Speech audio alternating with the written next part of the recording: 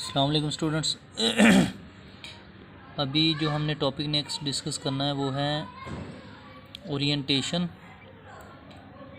In benzene are directive effect of substituent, या इसको orientation in electrophilic substitution reactions in benzenes भी कहते हैं।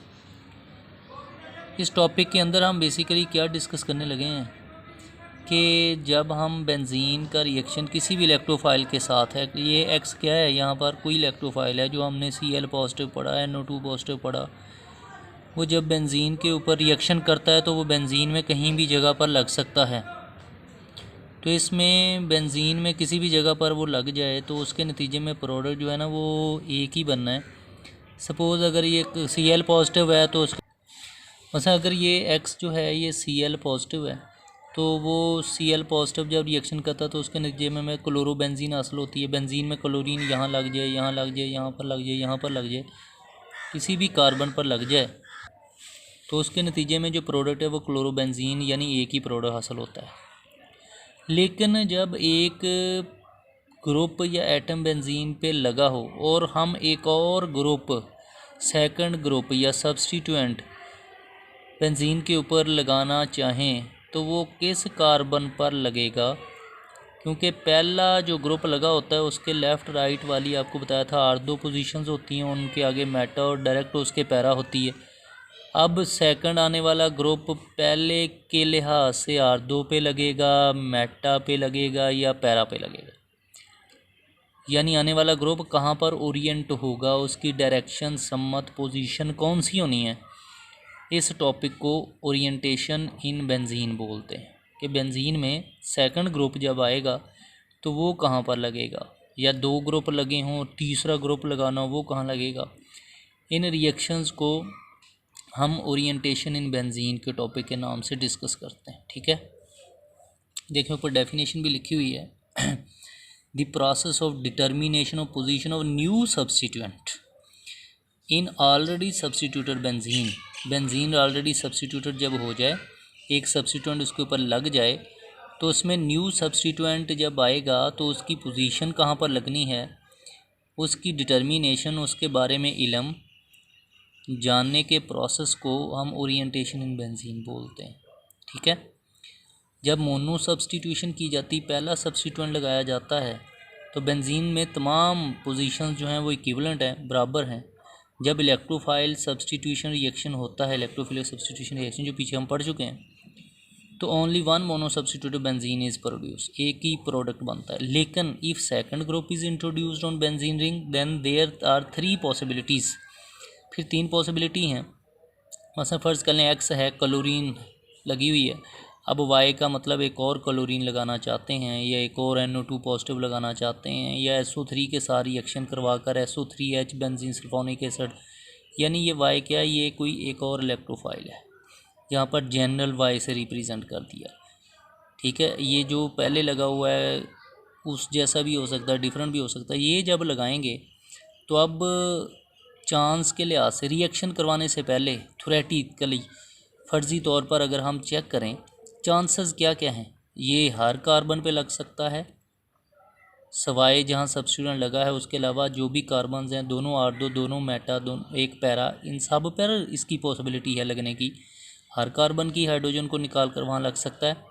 ठीक है, तो यानी R2 वाला भी बन सकेगा, मेटा वाला भी पॉसिबल है और पैरा वाला भी बनेगा। तीन प्रोडक्ट बनेंगे, यानी 3 आइसोमेरिक डाई सब्स्टिट्यूटेड प्रोडक्ट बनेंगे। डाई सब्स्टिट्यूट का मतलब दो सब्स्टिट्यूशन, और आइसोमेरिक का मतलब कि ये एक दूसरे के आइसोमर हैं।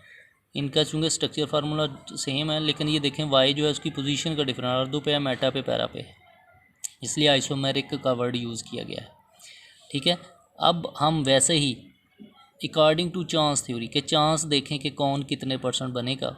ओवरऑल कितनी पोजीशंस हैं, 1 2 3 4 5 पोजीशंस हैं, यानी 100 के 5 हिस्से करें तो 20 20 20 के बनेंगे।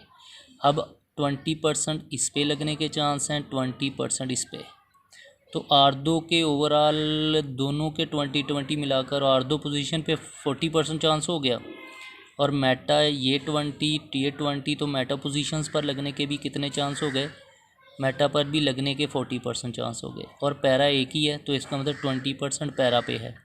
चांस थ्योरी के मुताबिक अगर हम ये चेक करें तो 40% आर्दो, 40% मेटा और 20% पैरा है। लेकिन कहता है रियलिटी में जब रिएक्शन हम करवाते हैं but it does not happen. ये जो हमने फर्जी एक बातें की हैं कि इतने इतने परसेंट चांस है और इतने परसेंट आर्दो वाला 40%, मेटा वाला 40% और पैरा वाला 20% बनना चाहिए, ऐसा हकीकत में रिएक्शंस में नहीं होता। मसलन उसकी एग्जांपल क्या है, फ़र्ज़ कर लें हमारे पास NO2 नाइट्रो बेंजीन है, इस पर ऑलरेडी नाइट्रो बेंजीन पे लगा हुआ है। अब इसकी अगर हेलोजिनेशन करवाई जाए, यानी इस पर हम कोई हेलोजन आइटम लगाना चाहें, क्लोरीन लगाना चाहें, ये पीछे हम पढ़ चुके हैं कि हेलोजिनेशन में क्लोरीन ब्रोमीन इस्तेमाल होती है और FeCl3 लीवस एसिड एड कैटलिस्ट इस्तेमाल होता है। तो बेंजीन हो या ग्रुप लगी बेंजीन हो, उसके लिए हेलोजिनेशन के लिए सेम कंडीशंस यूज़ करनी पड़ेंगी। तो इसमें क्लोरीन जो है आर्दो, पैरा, मेटा कहीं भी लग सकती है, लेकिन जब रिएक्शन करवाया गया तो प्रोडक्ट हासिल हुआ मेटा क्लोरो नाइट्रोबेंजीन। अब ये नाइट्रोबेंजीन और क्लोरोबेंजीन यानी आर्दो और पैरा वाला इसमें हासिल नहीं हुआ। ठीक है, वो क्यों नहीं हासिल हुआ वो आगे जाके डिस्कस करते हैं। ये भी हम चेक कर रहे हैं कि रियलिटी में जो ऊपर हमने फ़र्जी बात की थी वैसा नहीं हुआ, इस तरह से हो गया। ठीक है, अब इसका नाम क्या है, इसमें अगर देखें तो ये क्लोरीन और नाइट्रो दोनों एक दूसरे के लिहाज से मेटा पे हैं। ठीक है, अब नाइट्रो बेंजीन पे लगा हो या क्लोरीन बेंजीन पे लगा हो, दोनों के लिहाज से कोई स्पेशल नाम नहीं है, कॉमन नेम ही है दोनों के, नाइट्रो बेंजीन, क्लोरो बेंजीन। तो अल्फ़ाबेटिकली फिर चेक कर लिया जाता है, क्लोरीन पहले आता है अल्फ़ाबेटिकली C और नाइट्रो का N बाद में आता है, तो बेंजीन को हमने लास्ट में लिखना है।